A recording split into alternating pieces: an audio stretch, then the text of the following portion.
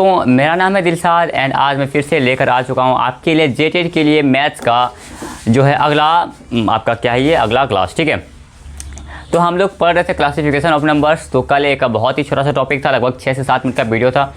I hope कि वो video आपने देख लिया होगा। तो बस उसी वीडियो को कंटिन्यू करते हुए आज हम लोग फिर से पढ़ने वाले हैं।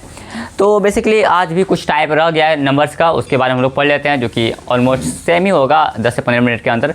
मैं ट्राई करूँगा कि आपको बता दूँ, और इसको बहुत ज़्यादा लेंथी खींचने का ज़रूरत भी नहीं है, क्योंकि ये सब कहीं ना कहीं आप सबको आता है और नहीं भी आता है तो एक बेसिक सा रिविज़न करने के बाद आपको ये किसका जो समझ है वो बन जाएगा। ठीक है, तो बात करते हैं क्लासिफिकेशन ऑफ नंबर्स में। 2 टाइप का नंबर होता है, एक रेशनल नंबर और irrational number. What is rational number? Rational number उसको बोलते हैं जिसको हिंदी में परिमेय संख्या बोलते हैं। अब जैसे मैंने परिमेय संख्या लिखा तो आप लोग बहुत कोई इससे वाकिफ़ हो गए होंगे कि भाई परिमेय संख्या क्या है एंड व्हाट इज अपरिमेय संख्या। ठीक है, तो देखो परिमेय संख्या उसको बोलते हैं, परिमेय संख्या वैसा नंबर होता है जिसको कि we can denote by P in the form of P by Q where Q does not equal to 0। Sir इसका क्या मतलब हुआ? मतलब एक ऐसा नंबर जिसको कि p बाय क्यू के फॉर्म में लिख सकते हैं, यानी कि भिन्न के फॉर्म में, बटे के फॉर्म में लिख सकते हैं, और जहाँ पे q 0 ना हो। एग्जांपल दीजिए सर। एग्जांपल बिल्कुल देखो, जैसे 1 and 2 where p is equal to 1 and q is equal to 2। बस रूल इतना है ना, शर्त बस ये है, कंडीशन बस ये है कि q जो है वो 0 नहीं होना चाहिए। ठीक है, q 0 नहीं होना चाहिए। तो यहाँ पे देखो q कितना है मेरा 2 है, 0 तो नहीं है, तो ये आपका क्या है परिमेय संख्या है। एग्जांपल के लिए और ले सकते हैं 2/4, 4/2। q 0 है नहीं, q 0 है नहीं, तो ये भी रेशनल नंबर रेशनल नंबर है। अब इसको आप अगर देख सकते हो 4/2 विच मीन्स ये 2 ही है। तो कहने का मतलब है नॉर्मल नंबर जैसे कि हम लोग लिखते हैं 1 2 3 4, ये सब भी परिमेय संख्या का एग्जाम्पल है। कैसे? जिसके नीचे देखो, जिसके नीचे कुछ नहीं है उसके नीचे हमेशा 1 रहता है। ठीक है, जिसके नीचे कुछ नहीं है उसके नीचे हमेशा 1 रहता है। एंड ये देखो यहाँ पे बस शर्त ये है, कंडीशन ये है कि q जो है 0 नहीं होना चाहिए। तो यहाँ पे q तो 1 है, यानी कि ये सब भी आपका रेशनल नंबर में आएगा। ठीक है, परिमेय संख्या में आएगा। बहुत ईजी है। अगला बात करते हैं और परिमेय संख्या इरेशनल नंबर का। इरेशनल नंबर वैसा नंबर होता है जो कि कल मैंने आपको पढ़ाया था अशांत करके एक नंबर पढ़ाया था, जिसमें कि क्या था कि जो आपका कभी कंप्लीट ही नहीं होता, चलते जाता है ऐसा कुछ। तो ये सब जितने भी अशांत नंबर होते हैं ना, वो आपका इरेशनल नंबर होता है। ठीक है, जैसे कि अगर √2 का वैल्यू अगर निकाला जाए, अगर कोई पूछ ले कि रूट में जो है कोई, अच्छा यहाँ पे ना एक फिक्स्ड माइंडसेट बन जाता है बहुत बच्चों का कि रूट में अगर कोई भी नंबर आए तो वो आपका इरेशनल होता है, लेकिन ऐसा ज़रूरी नहीं है। कुछ नंबर जैसे कि रूट में 2 है, ये आपका इरेशनल नंबर होगा। क्यों? क्योंकि ये आपका कट नहीं रहा, ये चलते जा रहा है। उसी तरीके से √4 √3 आपका चलते जा रहा है। इसको हम लोग p बाय क्यू के फॉर्म में डिनोट नहीं कर सकते। हालांकि व्हाट अबाउट सर √4? अगर √4 लिखते हैं तो √4 का हम लोग जानते हैं क्या होता है।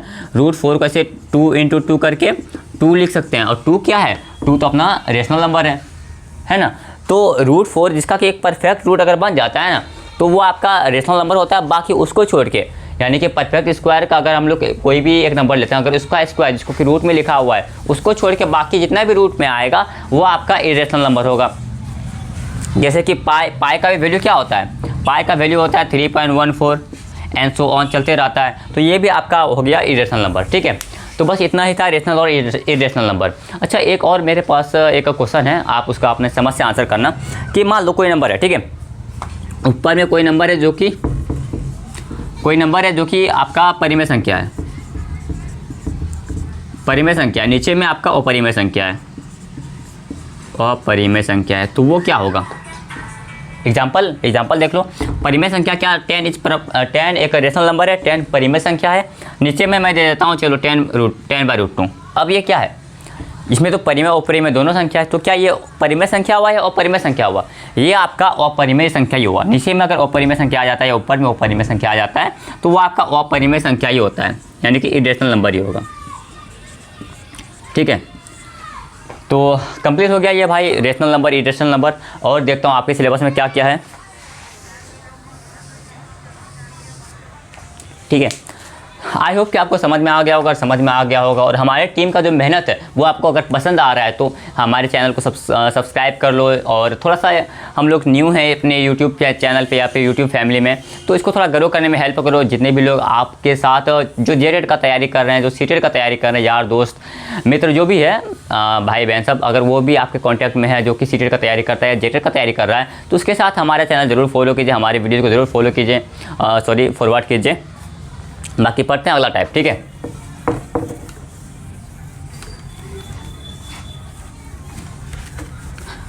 अगला टाइप जो कि है आपका बहुत ही बेसिक टाइप है, जो कि आप लोगों को पहले से पता होगा। नेचुरल नंबर है, नेचुरल नंबर, और फिर आपका एक whole number. Whole number, natural number मतलब प्राकृत या प्राकृतिक संख्या, प्राकृत या प्राकृतिक दोनों बोलते हैं, इसको पूर्ण संख्या बोलते हैं, ठीक है।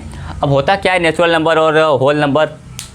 नेचुरल नंबर वैसा नंबर को बोलते हैं जो कि एक से स्टार्ट होकर चल रहा है, आगे बढ़ते जा रहा है, आगे बढ़ते जा रहा है, 1 से, ठीक है। I am not talking about -1, -1 नहीं, 1 से स्टार्ट होकर आगे बढ़ते जा रहा है। एग्जाम्पल के लिए, एग्जाम्पल 1 से स्टार्ट हुआ, 1 2 3 4 5 चलते जा रहा है, आपका 100 तक पहुंचा, फिर चलते जा रहा है, 1000 तक पहुंचा, फिर चलते जा रहा है, मतलब आपका इन्फिनिटी तक। एक से स्टार्ट होकर नंबर वो स्टार्ट होकर चल रहा है, आगे बढ़ते जा रहा है, आगे बढ़ते जा रहा है, वो आपका प्राकृतिक संख्या नेचुरल नंबर होता है। होल नंबर में क्या होता है? होल नंबर होता है आपका 0 प्लस नेचुरल नंबर। अब देखो होता क्या, 0 तो रहेगा ही, प्लस नेचुरल नंबर क्या होता है, 1 से स्टार्ट होता है, 1 2 3 4 मतलब चलते जा रहा है, अगेन ये सो ऑन चल रहा है आपका इन्फिनिटी तक।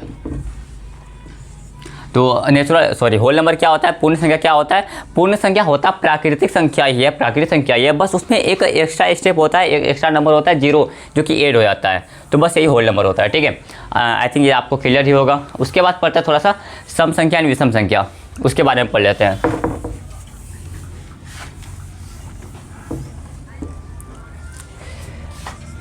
सम संख्या, जिसको कि इवन नंबर बोलते हैं, इवन नंबर। फिर आपका है विषम संख्या, विषम संख्या जो कि आपका ऑड नंबर। इवन नंबर क्या होता है या ऑड नंबर क्या होता है? इवन नंबर वैसा संख्या होता है जो कि 2 से कट जाए, ठीक है, वैसा संख्या जो 2 से कट जाए, वैसा संख्या जो 2 से कट जाए। एग्जाम्पल के लिए 2 4 6 8 10 एंड सो ऑन, ये सब आपका क्या हुआ? देखो 2 से 2 जो है 2 से कट रहा है, 4 जो है 2 से कट रहा है, तो वैसा संख्या जो 2 से कट जाए वो आपका होता है इवन नंबर। और 2 से संख्या कौन कौन सा कटता है? जिसके लास्ट में 0 हो, 2 हो, 4 हो, 6 हो, 8 हो, वो सारी संख्या 2 से कटती है, और वो सारी संख्या जो 2 से कट जाए वो आपका इवन नंबर और सम संख्या होता है। तो विषम संख्या किसको बोलते हैं? विषम संख्या उसको बोलते हैं जो कि 2 से नहीं कटता है, ठीक है, जो 2 से नहीं कटता है। फॉर एग्जाम्पल 3 5 7 9 11 चलते जाएगा इन्फिनिटी तक, इस तरीके से। तो वैसा संख्या जो कि 2 से नहीं कटे वो आपका विषम संख्या होता है, और जो संख्या 2 से कट जाता है वो आपका सम संख्या होता है, ठीक है। चलिए और एक, तो अब थोड़ा सा एग्जाम की, ये सब तो बहुत ज़्यादा बेसिक सब चीज़ था, अब एग्जाम से के व्यू से इंपॉर्टेंट कुछ डिस्कस कर लेते हैं, ठीक है। ये आपको अगर समझ में आ गया है तो अब हम लोग पढ़ते हैं relation between, relation between even number and odd number, ठीक है। अब यहाँ पे सम संख्या और विषम संख्या में क्या क्या रिलेशन होता है इसको हम लोग पढ़ लेते हैं, ताकि एग्जाम में अगर क्वेश्चन आए और ये आपको अगर याद हो तो आप एक नज़र में, एक तुरंत तरीके से, मतलब लगभग 1 सेकंड या 2 सेकंड में आप इसका आंसर कर पाएँ, ठीक है। और इसे एग्जाम में क्वेश्चन आता भी है। तो आप ध्यान रखना कि अगर 2 सम संख्या को जोड़ा जाए, सम संख्या और सम संख्या क्या होगा? एग्जाम्पल ले लेते हैं, 2 सम संख्या है, 4 सम संख्या क्या होता है? 6 जो खुद में एक सम संख्या है। तो सम संख्या और सम संख्या को जोड़ा जाए तो वो सम संख्या ही होता है, ठीक है। विषम संख्या यानी ऑड नंबर और ऑड नंबर को जोड़ा जाए तो क्या होगा? एग्जाम्पल के लिए 3 विषम संख्या है, आपका 5 विषम संख्या है, इन दोनों को जोड़े क्या हुआ? 8 आया, जो कि आपका सम संख्या बनता है। तो विषम और विषम को जोड़ते हैं तो भी आपका सम संख्या ही आता है, ठीक है। अब एक ऐसा कर लेते हैं, एक सम रहे और एक विषम रहे तो क्या होगा। एग्जाम्पल, ये 2 विषम संख्या 3 तो क्या आपका आया 5, यानी कि एक सम संख्या रहे और एक विषम संख्या रहे तो आपका क्या बनता है, तो आपका विषम संख्या ही बनता है। ठीक है, ये हो गया आपका, ये 3 केस हो सकता था। अब यही 3 केस आपका मल्टीप्लाई में भी हो सकता है कि इवन, ई फॉर सम संख्या, ई फॉर इवन नंबर। ठीक है, इवन इंटू इवन क्या होगा, ऑड इंटू ऑड क्या होगा, और इवन इंटू ऑड क्या होगा। अब देखो, इवन इंटू इवन एग्जाम्पल ले लेते हैं। चलो, एक 2 ले लिए और एक आपका एक 4 ले लिए, क्या होता है 2 4 8, यानी even into even even he आता है। ऑड ऑड ले लेते हैं, 3 इंटू 5 क्या आता है आपका 15, ये आपका ऑड इंटू ऑड आपका ऑड ही आ गया। ठीक है, उसी तरीके से इवन इंटू ऑड कर लेते हैं, 2 और 5 क्या आपका हुआ 10, यानी कि इवन इंटू ऑड क्या होता है आपका इवन हो जाता है। बस ये आपको याद रखना है। आई होप कि समझ में आ गया होगा, इसमें कोई रॉकेट साइंस नहीं है, बहुत ही इजी सा टॉपिक है। ये आपको एग्जाम्पल के साथ में मैंने बता दिया कि अगर सम संख्या और सम संख्या को जोड़ा जाए तो सम संख्या होगा, विषम संख्या और विषम संख्या को जोड़ा जाए तो सम संख्या होगा, सम संख्या और विषम संख्या को जोड़ा जाए तो विषम संख्या होगा। इवन नंबर यानी कि सम संख्या और सम संख्या को गुना किया जाए तो सम संख्या ही आता है, विषम संख्या और विषम संख्या को गुना किया जाए तो आपका विषम संख्या ही आता है, और इवन सम संख्या और विषम संख्या को गुना करेंगे तो आपका सम संख्या आएगा। ठीक है, ये कुछ प्रॉपर्टीज़ थे, इसको आप लोग अच्छे से ध्यान रख लेना है और कोई बड़ी बात नहीं है, आपको याद भी रह सकता है। और आपको एक चीज़ मैं बता देता हूँ, जैसे कि सम संख्या क्या होता है। सम संख्या जो है ना, हमेशा मैंने क्या बोला कि सम संख्या उसको बोलते हैं जो कि 2 से कटता है, तो 2 से वही नंबर होगा कटेगा, 2 से वही नंबर कटेगा जो 2 का मल्टीपल होगा। सीधा सा बात है, 2 से नंबर कौन सा कटेगा, 2 से वही नंबर कटता है जो कि 2 का मल्टीपल होता है। तो सम संख्या को हम लोग कैसे लिख सकते हैं, अगर हम लोग सम संख्या को लिखें, सम यानी कि इवन नंबर को लिखें, तो इसको हम लोग 2 इंटू एम करके लिख सकते हैं। यानी कि एम क्या है, एक नंबर है जिसका, देखो एम कोई भी नंबर है, अगर वो कोई भी नंबर है अगर 2 से वो कट रहा है, मतलब अगर वो 2 का मल्टीपल है तो वो आपका वो आपका सम संख्या होगा। एग्जाम्पल के लिए अगर एम 0 1 2 3 यानी कोई भी नंबर हो जाए, ठीक है, ये एम आपका कोई भी नंबर हो जाए तो आपका एम क्या है, ये सम संख्या होता है। एग्जाम्पल ले लेते हैं, यहाँ पे बैठा लेते हैं, चलो 2 इंटू 1 क्या हुआ 2 एक सम संख्या है, बस ऐसा ही। तो सम संख्या को हम लोग 2m से लिख सकते हैं, और वही विषम संख्या को क्या लिख सकते हैं, विषम संख्या को देखो, अब अगर बात किया जाए 2 के बाद क्या आता है 3, ये सम संख्या ये विषम संख्या, अंतर क्या है दोनों में, अगर मैं 2 में 1 जोड़ दूँ तो आपका ये विषम संख्या है, दिख रहा है ना, 3 विषम संख्या यानी कि, और ये 2 क्या है, 2 सम संख्या है। तो कहने का मतलब है सम संख्या में अगर 1 जोड़ देते हैं तो वह आपका विषम संख्या बन जाता है। क्लियर है, देखो यहाँ 2 सम संख्या है, 3 विषम संख्या है, तो सम संख्या में जब मैंने 1 जोड़ा तो 3 बन गया, 2 में अगर 1 जोड़ते हैं तो आपका 3 बन जाता है ना। तो अगर सम संख्या में 1 जोड़ देते हैं तो आपका विषम संख्या बन जाता है। सेम वैसे ही आपका 2m क्या होता है, 2m सम संख्या होता है।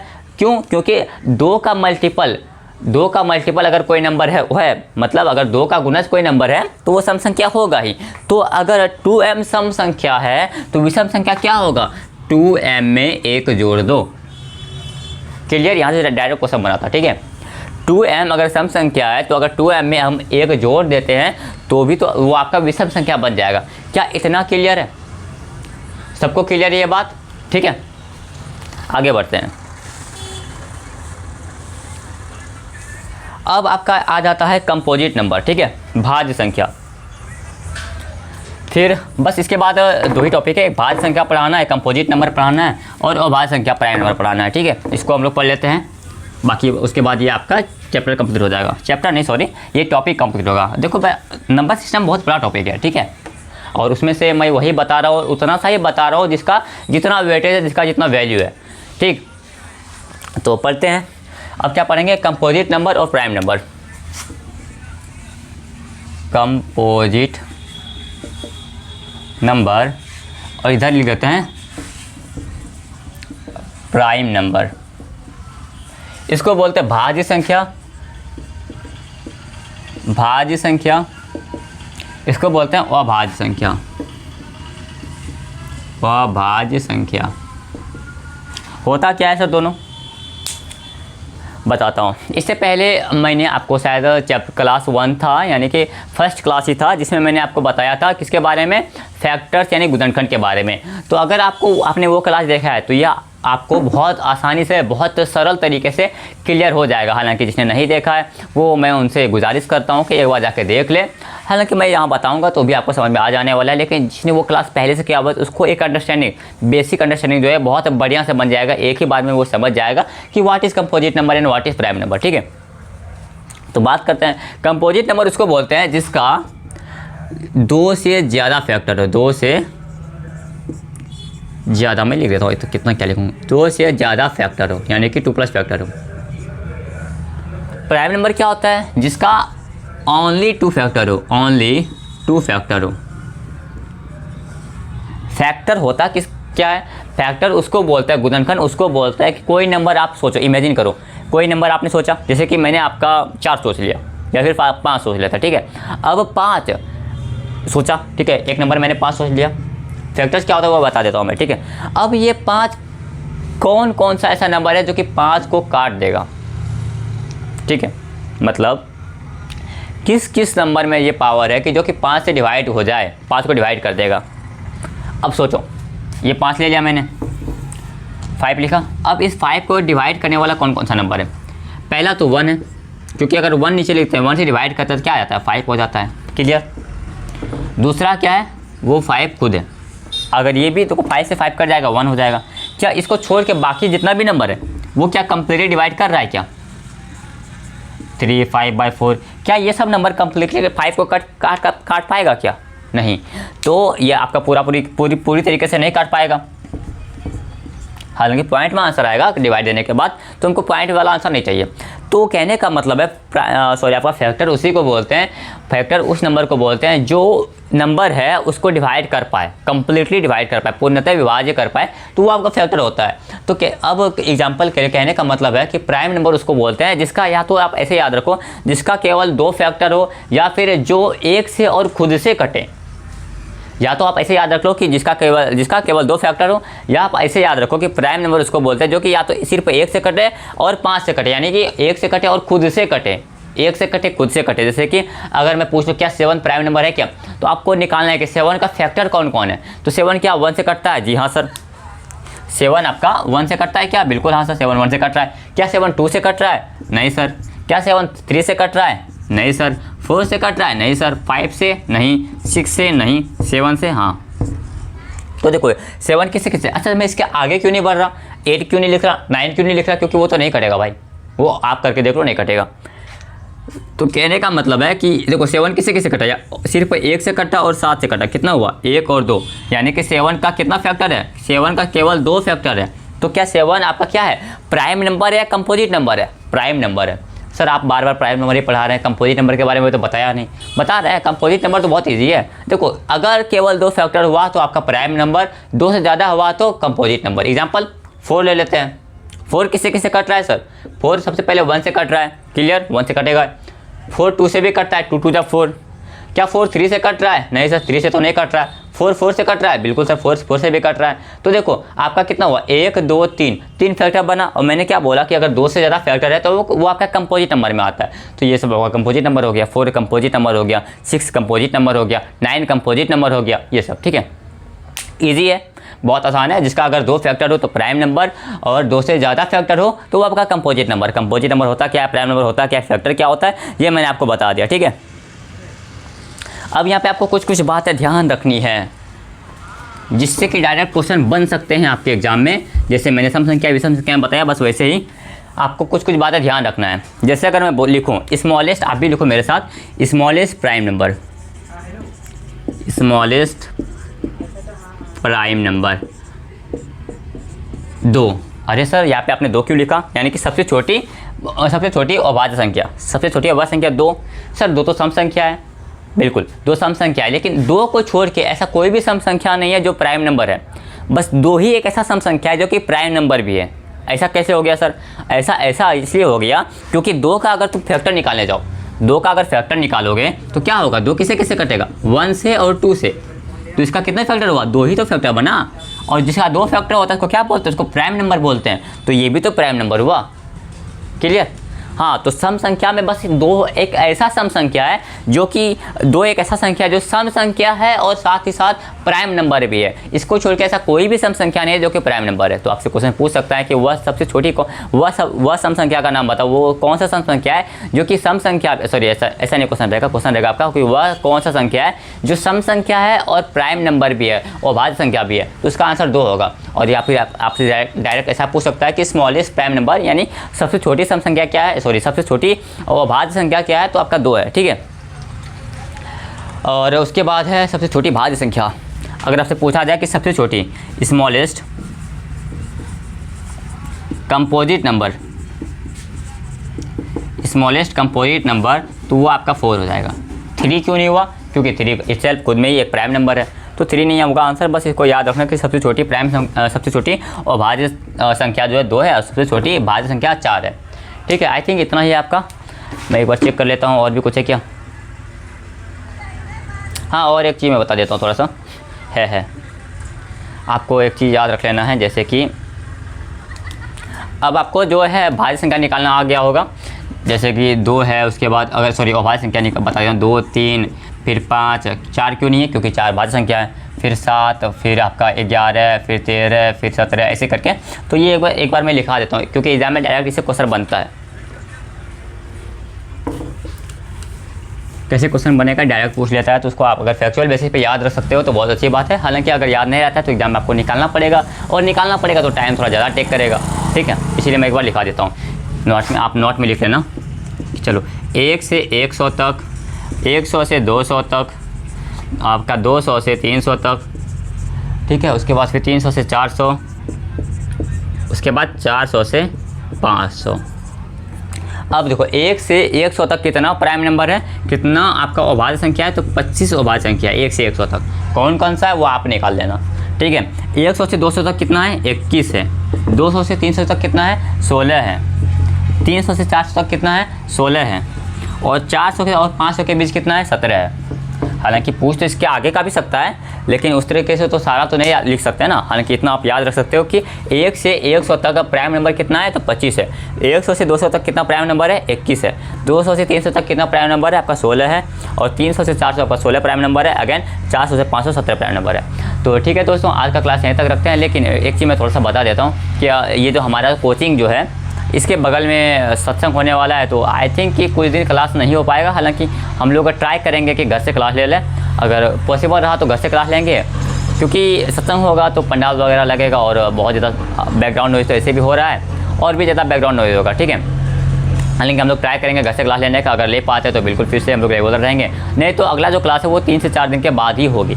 मिलते हैं आपसे अगले क्लास में। और आज CDP का क्लास नहीं ले रहे हैं क्योंकि अगेन फिर से सत्संग स्टार्ट हो गया और बैकग्राउंड में आवाज़ आना स्टार्ट हो गया है, ठीक है। तो मिलते हैं आपसे अगले क्लास में, तब तक के लिए जय हिंद जय भारत पढ़ते रहिए। कर दीजिए सर कट कर दीजिए।